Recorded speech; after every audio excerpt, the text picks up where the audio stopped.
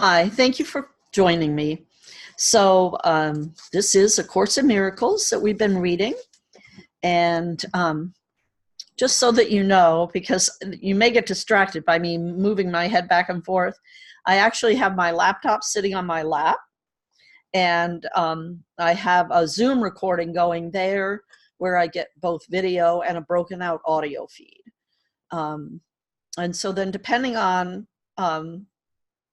how well each device works will depend on which video I actually upload. So you get one where I'm looking at you this way, and I get one where I'm looking at the laptop.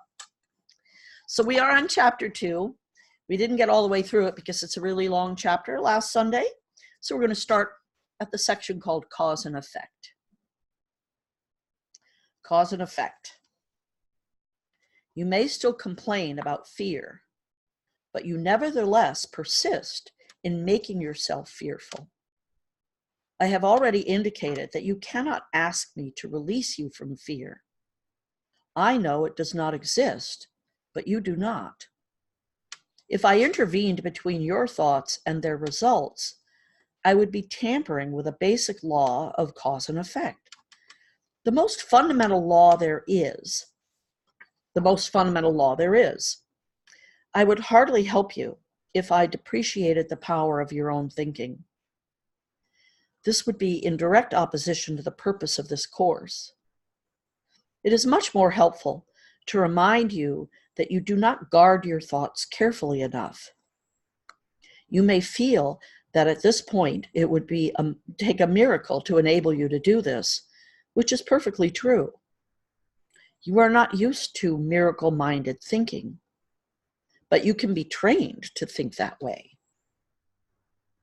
All miracle workers need that kind of training.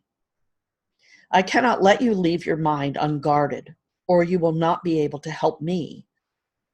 Miracle working entails a full realization of the power of thought in order to avoid miscreation. However, a miracle will be necessary to set the mind itself straight, a circular process that would not foster the time collapse for which the miracle was intended.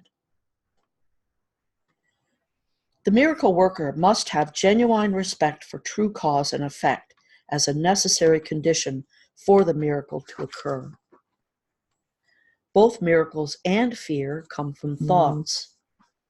If you are not free to choose one, you would also not be free to choose the other.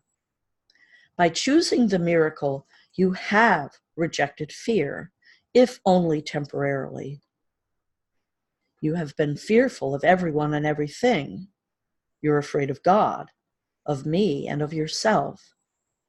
You have misperceived or miscreated us and believe in what you have made. You would not have done this if you were not afraid of your own thoughts. The fearful must miscreate because they misperceive creation. When you miscreate, you are in pain. The cause and effect principle now becomes a real expediter, though only temporarily. Actually, cause is a term properly belonging to God, and his effect is his Son. This entails a set of cause and effect relationships totally different from those you introduce into miscreation. The fundamental conflict in this world, then, is between creation and miscreation. All fear is implicit in the second, and all love in the first. The conflict, therefore, one between love and fear. It has already been said that you believe you cannot control fear because you yourself made it, and your belief in it seems to render it out of your control. Yet any attempt to resolve the error through attempting the mastery of fear is useless. In fact, it asserts the power of fear by the very assumption that it needed to be mastered. The true resolution rests entirely on mastery through love. In the interim, however, the sense of conflict is inevitable since you have placed yourself in a position where you believe in the power of what does not exist. Nothing and everything cannot coexist. To believe in one is to deny the other. Fear is really nothing, and love is everything. Whenever light enters darkness, the darkness is abolished. What you believe is true for you. In this sense, the separation has occurred, and to deny it is merely to use denial inappropriately. However, to concentrate on error is only a further error. The initial corrective procedure is to recognize temporarily that there is a problem, but only as an indication that immediate correction is needed. Hang on, I need a drink.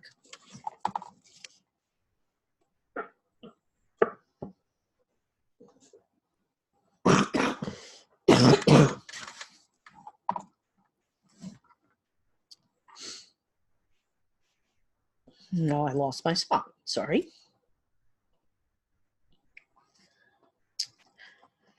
Nothing and everything, I'm going to start there, cannot coexist. To believe in one is to deny the other. Fear is really nothing, and love is everything. Whenever love enters darkness, the darkness is abolished. What you believe is true for you. In this sense, the separation has occurred, and to deny it is to merely use denial inappropriately. However, to concentrate on error is only a further error. The initial corrective procedure is to recognize temporarily that there is a problem, but only as an indication that immediate correction is needed.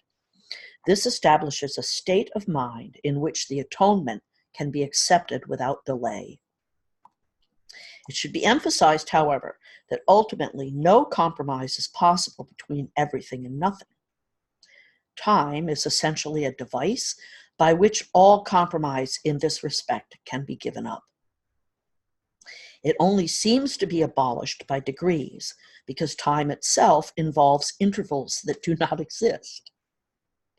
Miscreation made this necessary as a corrective device. The statement, "For God so loved the world, he gave his only begotten Son, that whoever believeth in him should not perish, but have everlasting life," needs only one slight correction to be meaningful in this context. He gave it to his only begotten Son. It should especially be noted that God has only one Son. If all his creations are his sons, everyone must be an integral part of the whole sonship. The sonship, in its oneness, transcends the sum of its parts. However, this is obscured as long as any of its parts is missing. That is why the conflict cannot ultimately be resolved until all the parts of the sonship have returned. Only then can the meaning of wholeness in the true sense be understood. Any part of the sonship can believe in error or incompleteness if he so chooses. However, if he does so, he is believing in the existence of nothingness. The correction of this error is the atonement. I have already briefly spoken about readiness, but some additional points might be helpful here. Readiness is the only prerequisite for accomplishment. The two should not be confused. As soon as a state of readiness occurs, there is usually some degree of desire to accomplish, but it is by no means necessarily undivided. The state does not imply more than a potential for a change of mind. Confidence cannot develop fully until mastery has been accomplished. We have already attempted to correct the fundamental error that fear can be mastered, and have emphasized that the only real mastery is through love. Readiness is only the beginning of confidence. You may think this implies that an enormous amount of time is necessary between readiness and mastery, but let me remind you that time and space are under my control. One of the ways in which you can correct the magic miracle confusion is to remember that you did not create yourself. And I missed reading a subheading here, the meaning of the last judgment. One of the ways in which you can correct the magic miracle confusion is to remember that you did not create yourself. You are apt to forget this when you become egocentric, and this puts you in a position where a belief in magic is virtually inevitable. Your will to create was given you by your Creator, who was expressing the same will in his creation. Since creative ability rests in the mind, everything you create is necessarily a matter of will. It also follows that whatever you alone make is real in your own sight, though not in the mind of God. This basic distinction leads directly to the real meaning of the Last Judgment. The Last Judgment is one of the most threatening ideas in your thinking. This is because you do not understand it. Judgment is not an attribute of God. It was brought into being only after the separation, when it became one of the many learning devices to be built into the overall plan. Just as the separation occurred over millions of years, and the Last Judgment will extend over a similarly long period, and perhaps even longer one. Its length, however, can be greatly shortened by miracles, the device for shortening but not abolishing time. If a sufficient number become truly miracle-minded, this shortening process can be virtually immeasurable. It is essential, however, that you free yourself quickly, because you must emerge from the conflict if you are to bring peace to other minds. The Last Judgment is generally thought of as a procedure undertaken by God. Actually, it will be undertaken by my brothers with my help. It is a final healing rather than a meting out of punishment, however much you may think that punishment is deserved. Punishment is a concept totally opposed to right-mindedness, and the aim of the Last Judgment is to restore right-mindedness to you. The Last Judgment might be called a process of right evaluation. It simply means that everyone will finally come to understand what is worthy and what is not. After this, the ability to choose can be directed rationally. Until this distinction is made, however, the vacillations between free and imprisoned will cannot but continue. Let me read that again. Until this distinction is made, however, the vacillations between free and imprisoned will cannot but continue. The first step toward freedom involves a sorting out of the false from the true. This is a process of separation in the constructive sense and reflects the true meaning of the apocalypse. Everyone will ultimately look upon his own creations and choose to preserve only what is good, just as God himself looked upon what he had created and knew that it was good. At this point, the mind can begin to look with love on its own creations because of their worthiness. At the same time, the mind will inevitably disown its miscreations, which, without belief, will no longer exist. The term Last Judgment is frightening, not only because it has been projected onto God, but also because of the accusation of the association of last with death. This is an outstanding example of upside down perception. If the meaning of last judgment is objectively examined, it is quite apparent that it is really the doorway to life.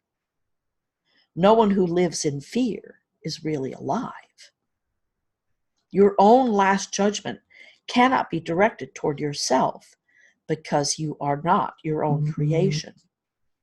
You can, however, apply it meaningfully and at any time to everything you have made and retain in your memory only what is creative and good.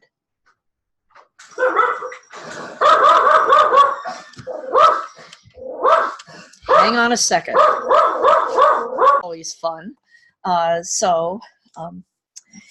And of course, my little dog had to go off like in a doorknob or doorbell. So here we are. We'll continue now.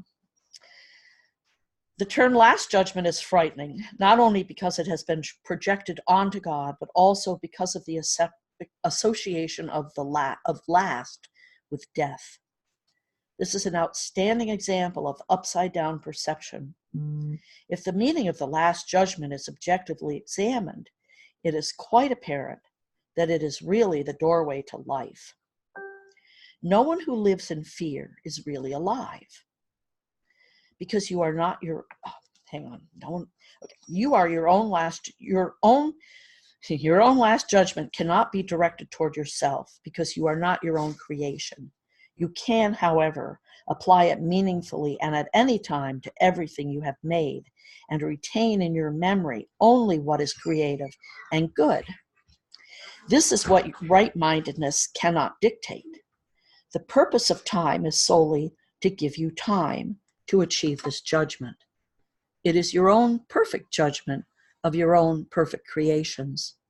When everything you retain is lovable, there is no reason for fear to remain with you.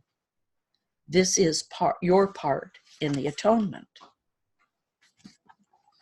Do a quick time check. Okay, we're about half hour in. So it looks like we could start with chapter 3.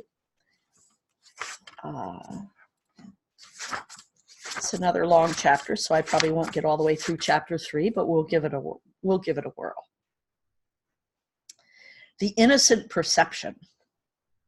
Atonement without sacrifice. A further point must be perfectly clear before any residual fear still associated with miracles can disappear. The crucifixion did not establish the atonement. The resurrection did. Many sincere Christians have misunderstood this. No one who is free of the belief in scarcity could possibly make this mistake. If the crucifixion is seen from an upside-down point of view, it does appear as if God permitted and even encouraged one of his sons to suffer because he was good.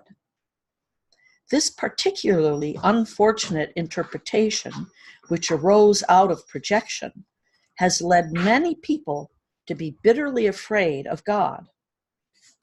Such anti-religious concepts enter into many religions, yet the real Christian should pause and ask, how could this be? It is likely that God himself would be capable of the kind of thinking which his own words have clearly stated is unworthy of his Son. The best defense, as always, is not to attack another's position, but rather to protect the truth. It is unwise to accept any concept if you have to invert a whole frame of reference in order to justify it. This procedure is painful in its minor applications and genuinely tragic on a wider scale. Persecution frequently results in an attempt to justify the terrible misperception that God himself persecuted his own Son on behalf of salvation. The very words are meaningless. It has been particularly difficult to overcome this because although the error itself was no harder to correct than any other, many have been unwilling to give it up in view of its prominent value as a defense. In milder forms, a parent says, "This hurts me more than it hurts you," and feels exonerated in beating a child. Can you believe our Father really thinks this way? Is it so essential that all such thinking be dispelled that we must be sure that nothing of this kind remains in your mind? I was not punished because you were bad. The holy benign lesson of the atonement teaches is lost is if it's tainted with this kind of distortion in any form. The statement, vengeance is mine, saith the Lord, is a misinterpretation by which one assigns his own evil past to God. The evil past has nothing to do with God. He did not create it, and he does not maintain it. God does not believe in retribution. His mind does not create that way. He does not hold your evil deeds against you. Is it likely that he would hold them against me? Be very sure that you recognize how utterly impossible this assumption is, and how entirely it arises from projection. This kind of error is responsible for a host of related errors, including the belief that God rejected Adam and forced him out of the Garden of Eden. It is also why you may believe from time to time that I am misdirecting you. I have made every effort to use words that are almost impossible to distort, but it is always possible to twist symbols around if you wish. Sacrifice is a notion totally unknown to God. It arises solely from fear, and frightened people can be vicious. Sacrificing in any way is a violation of my injunction that you should be merciful even as your Father in heaven is merciful. It has been hard for many Christians to realize that this applies to themselves. Good teachers never terrorize their students. To terrorize is to attack, and this results in rejection of what the teacher offers. The result is a learning failure. I have been correctly referred to as the Lamb of God, who taketh away sins of the world. But those who represent the Lamb as blood-stained do not understand the meaning of the symbol. Correctly understood, it is a very simple symbol that speaks of my innocence. The lamb and the lion and the lamb lying down together symbolize that strength and innocence are not in conflict, but naturally live in peace. Blessed are the pure in heart, for they shall see God, is another way of saying the same thing. A pure mind owns the truth, and this is its strength. It does not confuse destruction and with innocence, because it associates innocence with strength, not weakness. Hang on, I have to cough.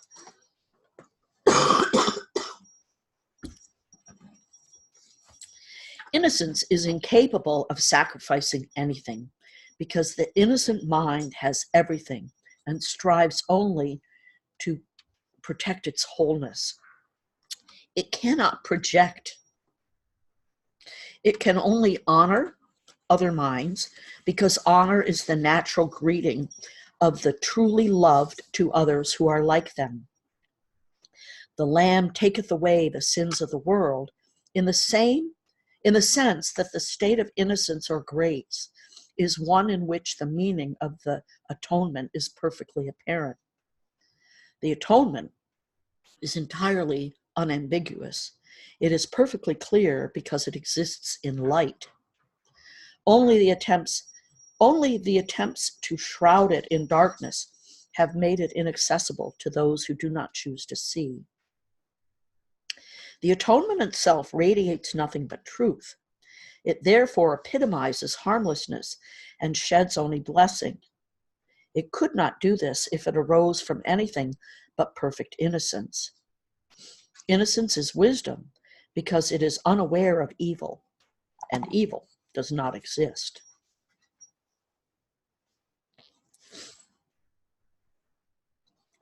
The resurrection demon stated that nothing can destroy truth. Good can withstand any form of evil, as light abolishes forms of darkness. The atonement is therefore the perfect lesson. It is the final demonstration that all the other lessons I taught are true. If you can accept this one generalization now, there will be no need to learn from many smaller lessons. You are released from all errors if you believe this. The innocence of God is the true state of the mind of his Son. In this state, your mind knows God, for God is not symbolic, he is fact.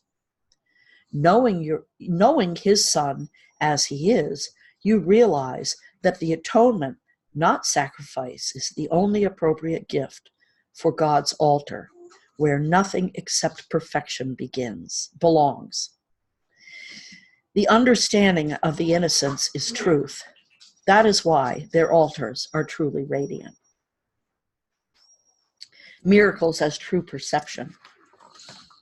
I have stated that the basic concepts referred to in this course are not matters of degree. Certain fundamental concepts cannot be understood in terms of opposites.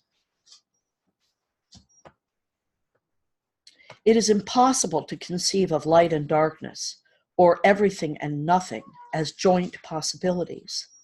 They are all true or all false. It is essential that you realize your thinking will be erratic until a firm commitment to one or the other is made. A firm commitment to darkness or nothingness, however, is impossible. No one who has ever lived has not experienced some light and something. No one, therefore, is able to deny truth totally, even if he thinks he can.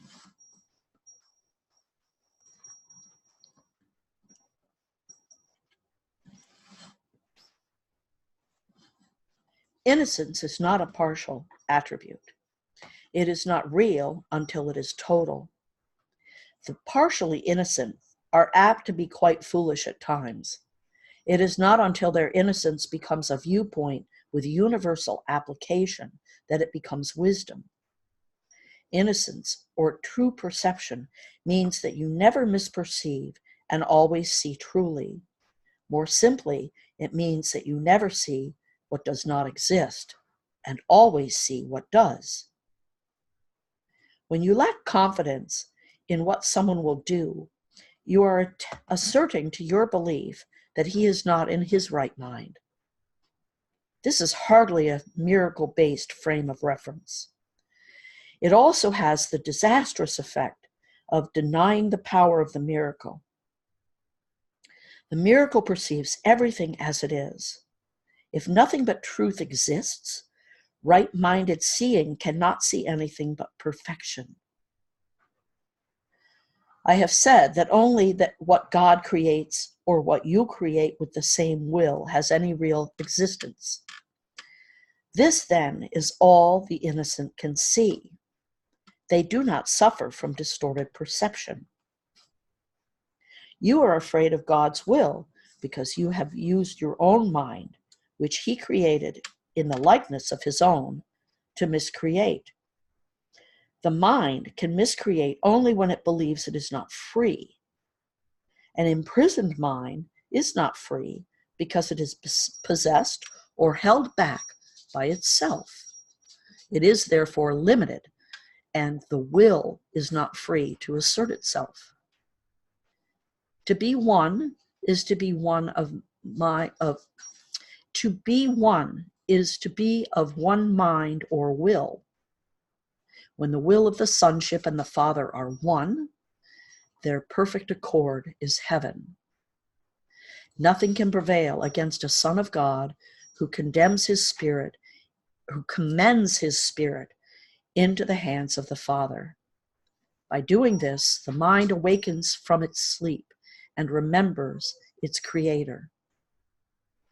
All sense of separation disappears. The Son of God is part of the Holy Trinity, but the Trinity itself is one. There is no confusion within its levels because they are one they are of one mind and one will.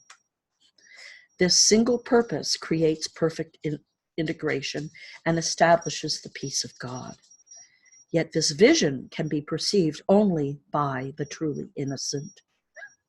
Because their hearts are pure, the innocent defend true perception instead of defending themselves against it. Understanding the lesson of the atonement, they are without the wish to attack, and therefore they see truly. This is what the Bible means when it says, "When he shall appear or be perceived, we shall be like him, for we shall see him as he is." The way to correct distortions is to withdraw your faith in them and invest it only in what is true. You cannot make untruth true. If you are willing to accept what is true in everything you perceive, you let it be true for you. Truth overcomes all error, and those who live in error and emptiness can never find everlasting solace. If you perceive truly, you are canceling out misperceptions in yourself and in others simultaneously. Because you see them as they are, you offer them your acceptance of their truth so they can accept it for themselves. This is the healing that the miracle induces. Perception versus knowledge. We have been emphasizing perception and have said very little about knowledge as yet. This is because perception must be straightened out before you can know anything. To know is to be certain, and certainty is strength. Perception is temporary. As an attribute of the belief in time and space, it is subject either to fear or love. Misperceptions produce fear, and true perceptions foster love, but neither brings certainty because all perception varies. That is why it is not knowledge. True perception is the basis for knowledge, but knowing is the affirmation of truth and beyond all perceptions. All your difficulties stem from the fact that you do not recognize yourself, your brother, or God. To recognize means to know again, implying that you knew before.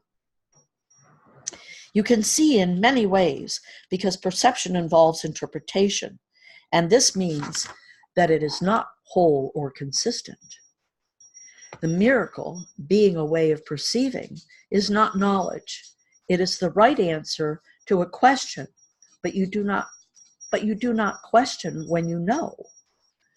Questioning illusions is the first step in undoing them.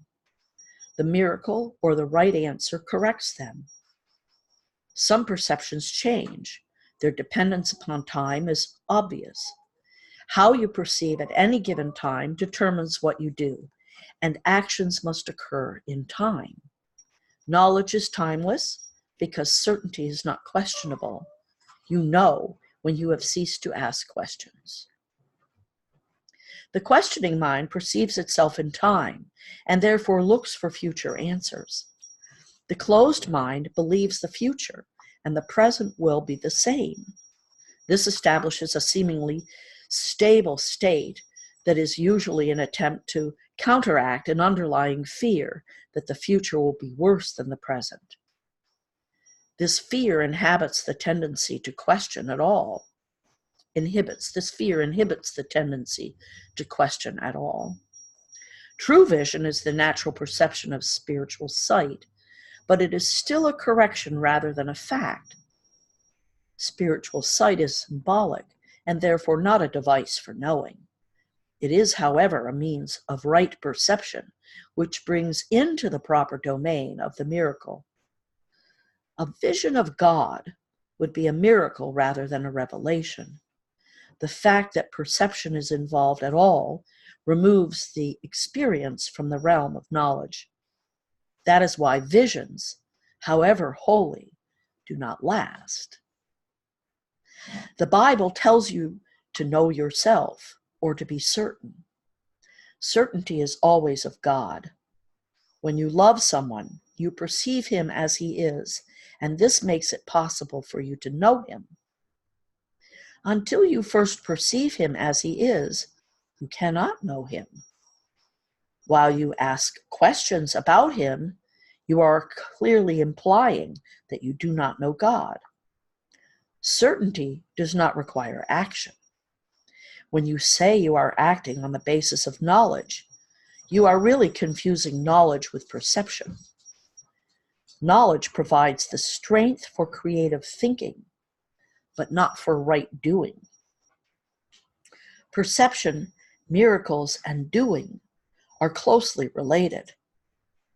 Knowledge is the result of revelation and induces only thought. Even in the most spiritualized form, perception involves the body. Knowledge comes from the altar within and is timeless because it is certain. To perceive the truth, it is not the same as to know it. Right perception is necessary before God can communicate directly to his altars, which he established in his sons. There he can communicate his certainty, and his knowledge will bring peace without question. God is not a stranger to his sons, and his sons are not strangers to each other. Knowledge preceded both perception and time, and will ultimately replace them. That is the meaning of Alpha and Omega, the beginning and the end. And before Abraham was I am. Perception can and must be stabilized, but knowledge is stable. Fear God and keep his commandments becomes know God and accept his certainty.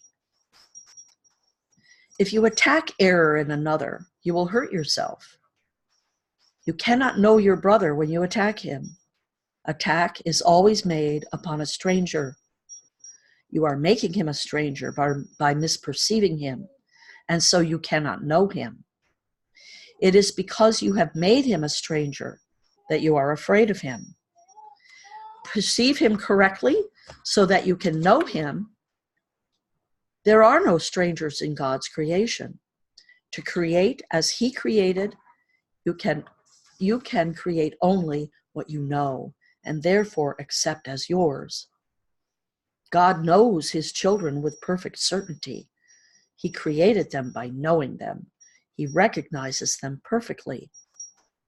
When they do not recognize each other, they do not recognize him. Got about 10 more minutes, so we'll keep going. Error and the ego. The abilities you now possess are only shadows of your real strength. All of your present functions are divided and open to question and doubt. This is because you are not certain how you will use them, and therefore incapable of knowledge. You are also incapable of knowledge because you can still perceive lovelessly. Perception did not exist until the separation induced degrees, aspects, and intervals. Spirit has no levels, and all conflict arises from the concept of levels. Only the levels of the Trinity are capable of unity. The levels created by separation cannot but conflict. This is because they are meaningless to each other. Consciousness, the level of perception, was the first split introduced into the mind after separation, making the mind a perceiver rather than a creator. Consciousness is correctly identified as the domain of the ego. The ego is a wrong-minded attempt to perceive yourself as you wish to be rather than as you are. Yet you can know yourself only as you are, because that is all you can be sure of. Everything else is open to question. The ego is the questioning aspect of the post-separation self, which was made rather than created. It is capable of asking questions, but not of perceiving meaningful answers, because these would involve knowledge and cannot be perceived. The mind is therefore confused, because only one-mindedness can be without confusion. A separated or divided mind must be confused. It is necessarily uncertain about what it is. It has to be in conflict because it is out of accord with itself. This makes its aspects strangers to each other, and this is the essence of the fear-prone condition in which attack is always possible. You have every reason to feel afraid as you perceive yourself. This is why you cannot escape from fear until you realize that you did not and could not create yourself. You can never make your misconceptions true, and your creation is beyond your own error. This is why you must eventually choose to heal the separation. Right-mindedness is not to be confused with the knowing mind, which is applicable only to right perception. You can be right-minded or wrong-minded, and even this subject to degrees, clearly demonstrating that knowledge is not involved. The term right-mindedness is properly used for the correction for wrong-mindedness and applies to the state of mind that induces accurate perception. It is miracle-minded because it heals misperception. And it is indeed a miracle in view of how you perceive yourself. Perception always involves some use of mismind because it brings the mind into other areas of uncertainty. The mind is very active. When it chooses to be separated, it chooses to perceive. Until then, it wills only to know. Afterward, it can only choose ambiguously, and the only way out of ambiguity is clear perception. The mind returns to its proper function only when it wills to know. This places it in the service of spirit, because it is from spirit that it derives its whole power to make or create. Even in miscreation, the mind is affirming its source, or it would merely cease to be. This is impossible because the mind belongs to spirit, which God created, and which is therefore eternal.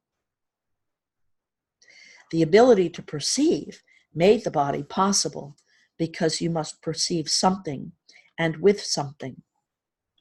That is why perception involves an exchange or translation, which knowledge does not need. The interpretive function of perception, a distorted form of creation, then permits you to interpret the body as yourself in an attempt to escape from the conflict you have induced. Spirit, which knows, could not be reconciled with this loss of power because it is incapable of darkness. This makes spirit almost inaccessible to the mind and entirely inaccessible to the body. Therefore, spirit is perceived as a threat because light abolishes the darkness merely by showing you it is not there. Truth will always overcome error in this way. This cannot be an active process of correction because, as I have already emphasized, knowledge does not do anything.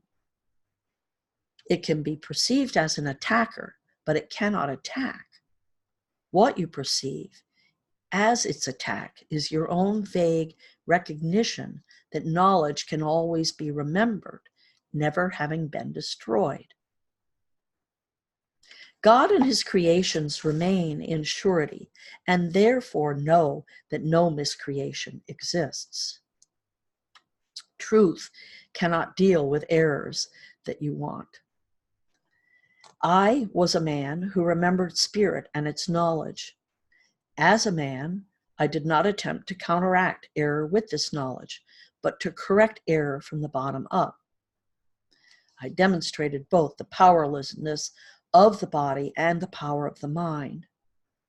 By uniting my will with that of my Creator, I naturally remembered spirit and its real purpose. I cannot unite your will with God's for you, but I can erase all misconceptions from your mind if you will bring it under my guidance. Only your misconceptions stand in the way, misperceptions stand in the way. Without them, your choice is certain. Sane perception induces sane choosing. I cannot choose for you, but I can help you make your own right choice. Many are called, but few are chosen. Should be, all are called, but few choose to listen. Therefore, they do not choose right. The chosen ones are merely those who chose right sooner. Right minds can do this now, and they will find rest unto their souls. God knows you only in peace, and this is your reality. Beyond perception. I have said that the abilities you possess are only shadows of your real strength, and that perception, which is inherently judgmental, was introduced only after the separation. No one has been sure of anything since. I have also made it clear that the resurrection was the means for the return to knowledge, which was accomplished by the union of my will with the Father's. We can now establish a distinction that will clarify some of our subsequent statements. Since the separation, the words create and make have become confused. When you make something, you do so out of a specific sense of lack or need. Anything made for a specific purpose has no true generalizability. When you make something to fulfill a perceived lack, you are tacitly implying that you believe in separation. The ego has invented many ingenious thought systems for this purpose. None of them is creative. Inventiveness is wasted effort, even in its most ingenious form. The highly specific nature of invention is not worthy of the abstract creativity of God's creations. Knowing, as we have already observed, does not lead to doing. The confusion between your real creation and what you have made of yourself is so profound that it has become literally impossible for you to know anything. Knowledge is always stable, and it is quiet. Evident that you are not. Oh, wait, hang on. That is not right. Knowledge is always stable, and it is quite evident that you are not. Nevertheless, you are perfectly stable as God created you. In this sense, when your behavior is unstable, you are disagreeing with God's idea of your creation. You can do this if you choose, but you would hardly want to do it if you were in your right mind. The fundamental question you continually ask yourself cannot be properly directed to yourself at all. You keep asking what it is you are. This implies that the answer is not only one you know, but is also one that is up to you to supply. Yet you cannot perceive yourself correctly. You have no image to be perceived.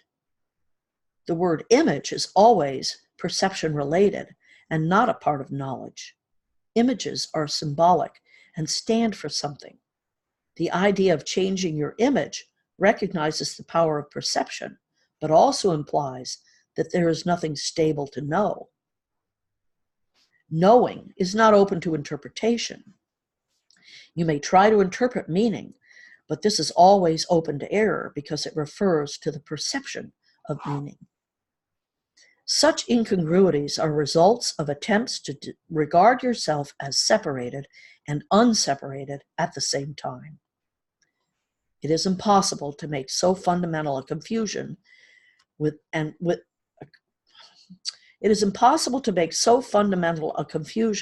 increasing your overall confusion still further.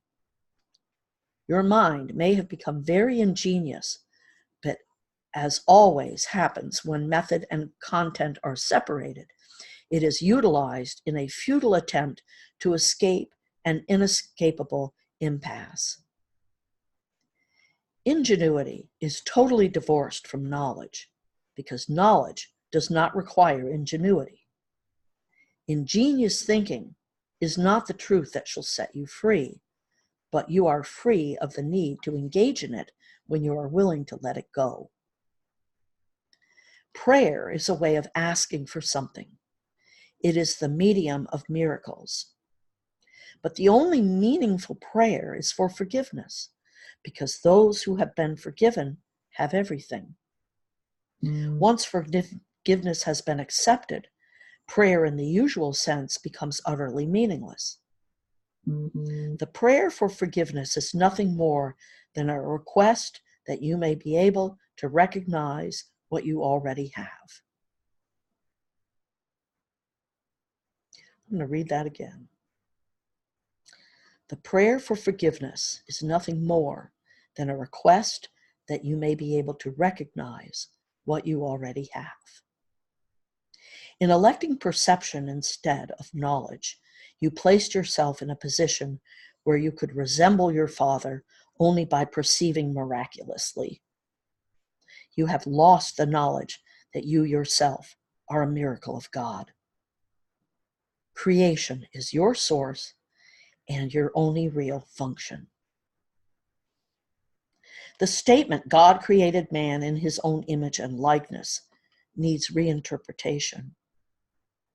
Image can be understood as thought, and likeness as of a like quality. God did create spirit in his own thought, and of a quality like to his own. There is nothing else. Perception, on the other hand, is impossible without a belief in more or less. At every level, it involves selectivity.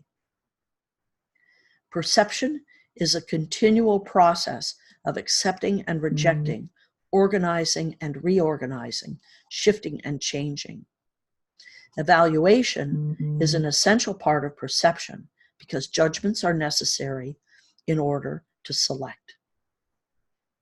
What happens to perceptions if there are no judgments and nothing but perfect equality? Perception becomes impossible. Truth can only be known. All of it is equally true, and knowing any part of it is to know all of it. Only perception involves partial awareness. Knowledge transcends the laws governing perception, because partial knowledge is impossible. It is all one and has no separate parts. You who are really one with it need but know yourself, and your knowledge is complete. To know God's miracle is to know him. Forgiveness is the healing of the perception of separation. Correct perception of your brother is necessary because minds have chosen to see themselves as separate. Spirit knows God completely. That is a miraculous power. The fact that each one has this power completely is a condition entirely alien to the world's thinking. The world believes that if anyone has everything, there is nothing left.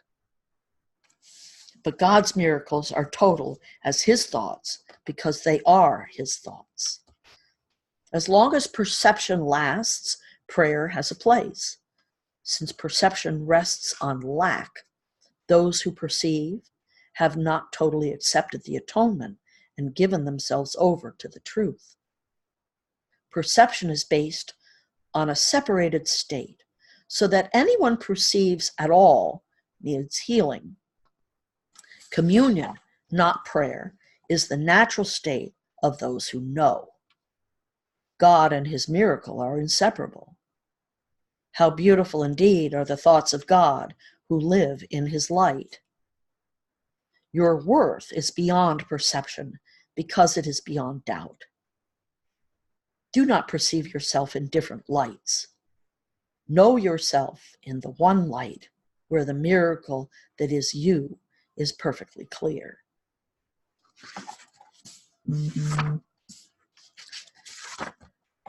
Well, I think we'll push through and finish this chapter. Judgment and the authority problem. We have already discussed the last judgment, but in an insufficient detail. After the last judgment, there will be no more. Judgment is symbolic because beyond perception, there is no judgment. When the Bible says, "Judge not that ye not be judged," it means that if you judge the reality of others, you will be unable to avoid judging your own. The choice to judge rather than to know is the cause of the loss of peace. Judgment is the process on which perception, but not knowledge, rests. I have discussed this before in terms of the selectivity of perception, pointing out that evaluation is its obvious prerequisite. Judgment always involves rejection. It never emphasizes only the positive aspects of what is judged, whether in you or in others. What has been perceived and rejected, or judged and found wanting, remains in your mind because it has been perceived. One of the illusions from which you suffer is the belief that what you judged against has no effect. This cannot be true unless you also believe that what you judged against does not exist. You evidently do not believe this, or you would not have judged against it.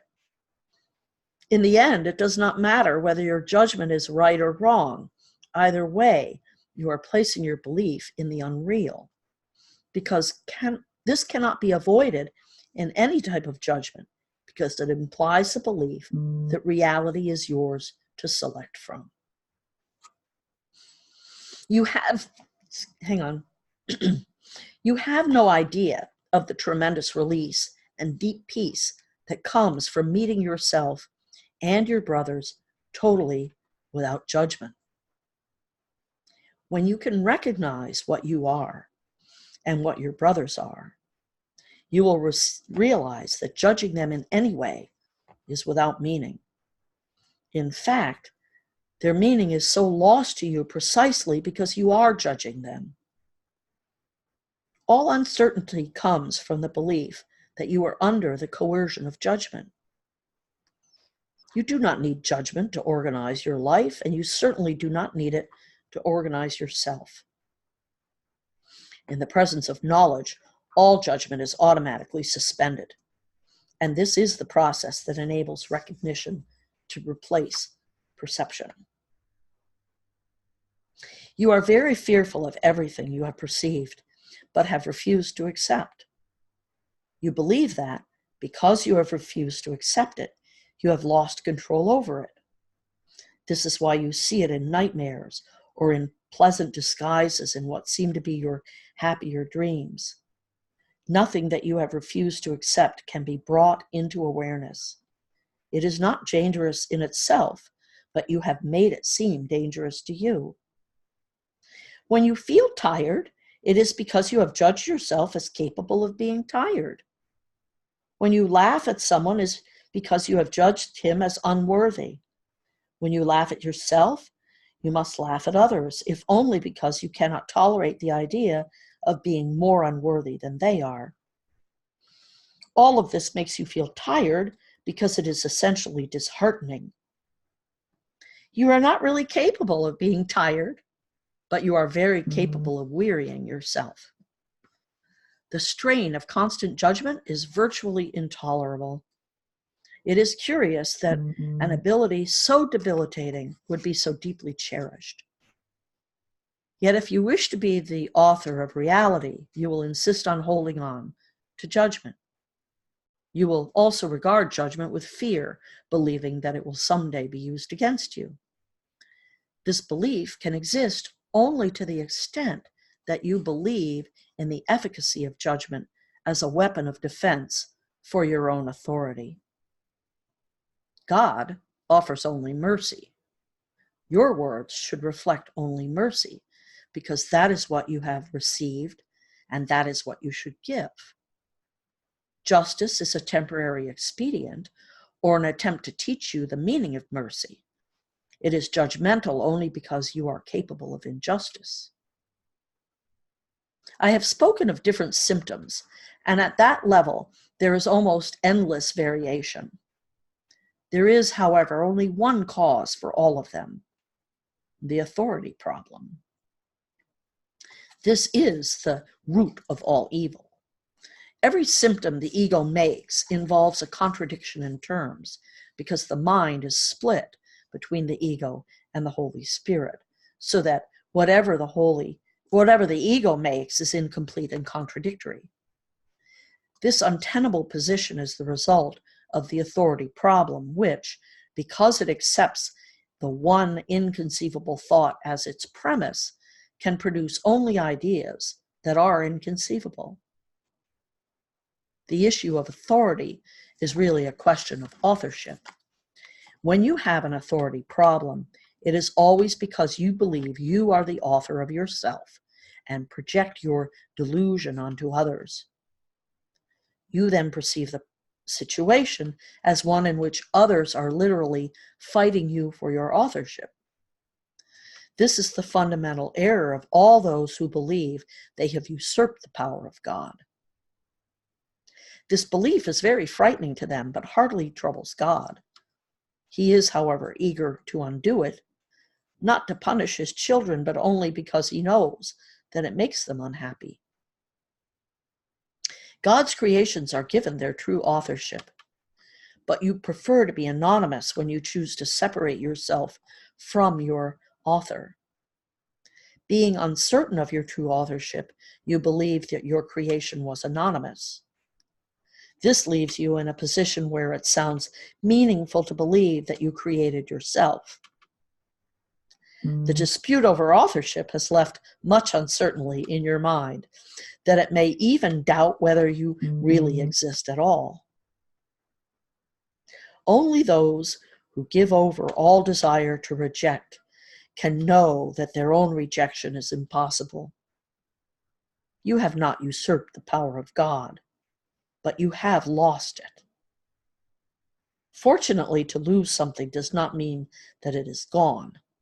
It merely means that you do not remember where it is. Its existence does not depend on your ability to identify it or even to place it. It is impossible to look on reality without judgment and merely know that it is there. Peace is the natural heritage of spirit. Everyone is free to refuse to accept his inheritance, but he is not free to establish what his inheritance is. The problem everyone must decide is the fundamental question of authorship. All fear comes ultimately, and sometimes by way of very devious routes, from the denial of authorship. The offense is never to God, but only to those who deny him. To deny his authorship is to deny yourself the reason for your peace, so that you see yourself only in segments. This strange perception is the authority problem. There is no one who does not feel that he is imprisoned in some way. If this is the result of his own free will, he must regard his will as not free, or the circular reasoning in this position would be quite apparent. Free will must lead to freedom. Judgment always imprisons because it separates segments of reality by the unstable scales of desire. Wishes are not facts. To wish is to imply the willing is not sufficient. Yet no one in his right mind believes that what is wished is as real as what is willed. Instead of Speak ye first the kingdom of heaven. Say, will ye first the kingdom of heaven? And you have said, I know what I am, and I accept my own inheritance. Creating versus the self-image. Every system of thought must be a starting point.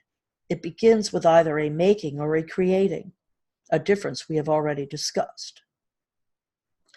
Their resemblance lies in their power as foundations. Their difference lies in what rests upon them. Both are cornerstones of systems of belief by which one lives. It is a mistake to believe that a thought system based on lies is weak. Nothing made by a child of God is without power. It is essential to realize this, because otherwise you will be unable to escape from the prison you have made.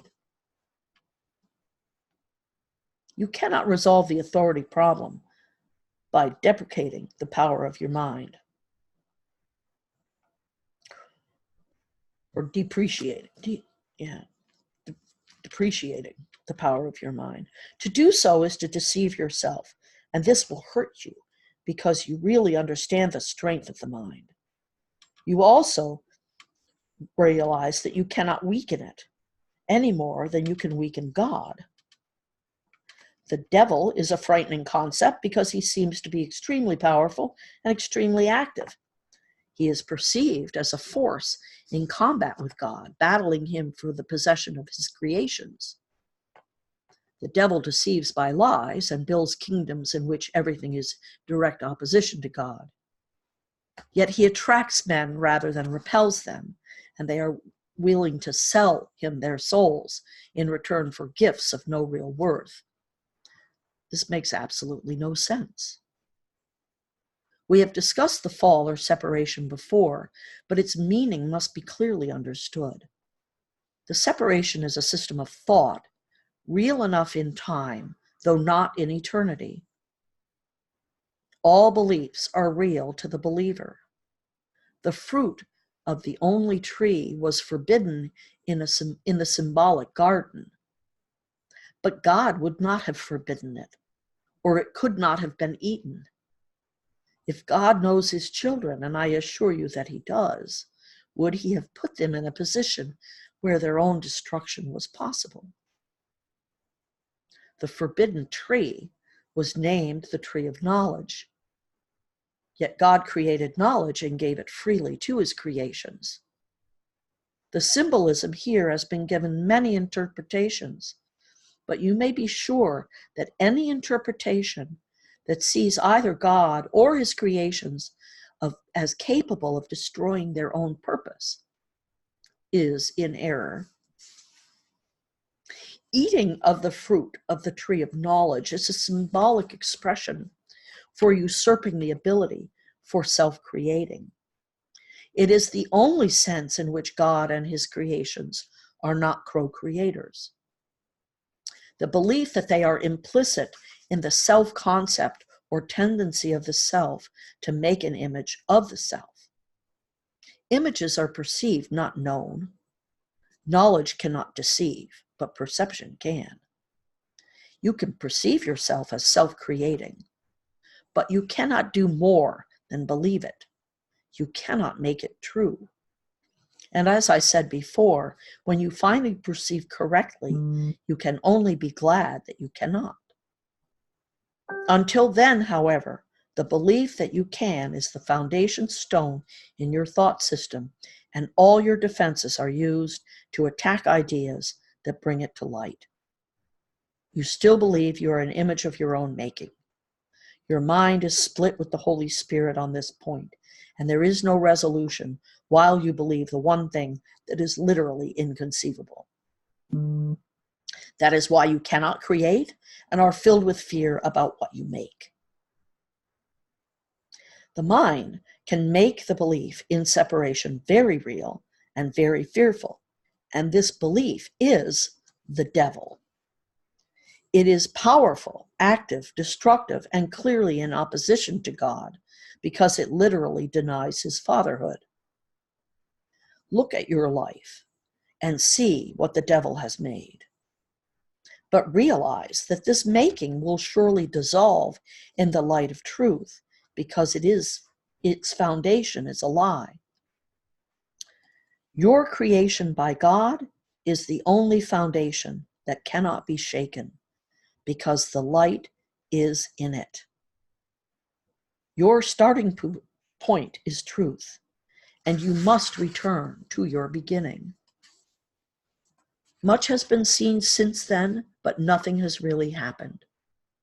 Your self is still in peace, even though your mind is in conflict. You have not yet gone back far enough, and that is why you become so fearful. As you approach the beginning, you feel the fear of the destruction of your thought system upon you, as if it were the fear of death. There is no death, but there is a belief in death. The branch that bears no fruit will be cut off and will wither away. Be glad. The light will shine from the true foundation of life, and your own thought system will stand corrected. It cannot stand otherwise.